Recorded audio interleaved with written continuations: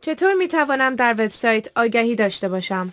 شما می توانید از بین چندین گزینه شامل اندازه و شکل، طریقه قرارگیری آگهی‌تان را در این سایت که متناسب با بیزنس و بودجه‌تان است انتخاب نمایید. شما می توانید گزینه‌های زیر را برای آگهی خود انتخاب کنید: نمایش ویژه، آگهی بنر، تصویر اصلی صفحه اول، آگهی در نسخه چاپی. ابتدا به حساب خود در این سایت وارد شده و سپس از بخش حساب من بر روی گزینه تبلیغات با ما کلیک نمایید. از بین گزینه‌های زیر هر روش تبلیغی را که می‌خواهید انتخاب کنید: نمایش ویژه، آگهی بنر، تصویر اصلی صفحه اول و آگهی در نسخه چاپی. فرم‌ها را پر نموده و بر روی گزینه ثبت کلیک نمایید.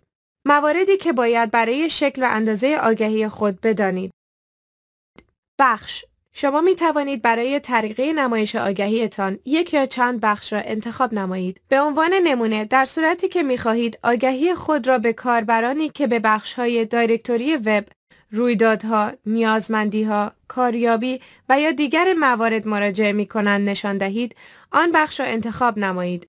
یک یا چند بخش را می توانید برگزینید.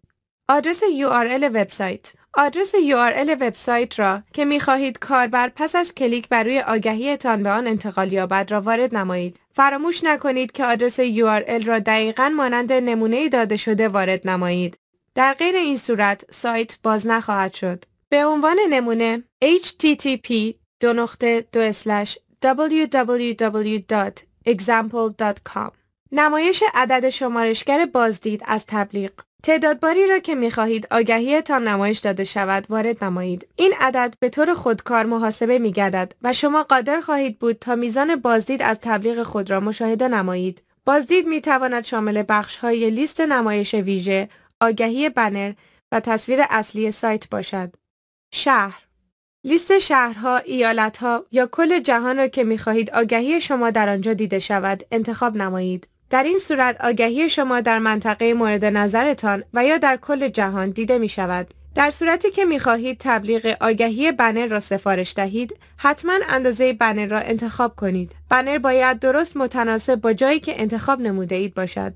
در صورتی که می خواهید نمایش ویژه را انتخاب کنید، شما لیستی از آگهی های خود را خواهید دید.